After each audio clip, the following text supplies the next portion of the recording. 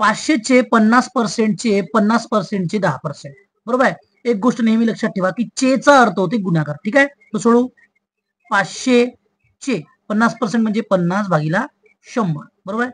चे म्हणजे पुन्हा गुणाकार, 50% म्हणजे 50/100. चे म्हणजे पुन्हा गुणाकार आणि 10% म्हणजे 10/100. ठीक आहे. जेवढे खाली शून्य तेवढे काढून घेऊ. 1 2 3 4 5 6 1 2 3 4 5. बरोबर आहे.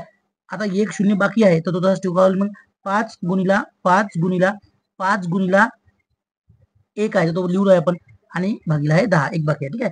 म्हणजे 5 1 5, 5 दुने 10 करायला बघा. आता इथे 5 गुणिला 5 आणि इकडे 2, म्हणजे याचा अर्थ 25/2. आता करू आपण. 25/2 करता येईल. बे 1 बे आणि इथे राहील किती, 0. इथे राहिला 5 आणि बे दुने 4. इथे राहील 1 पॉईंट 0. बे 25 10. किती भेटला बघा, 12.5 त्याचा उत्तर आहे.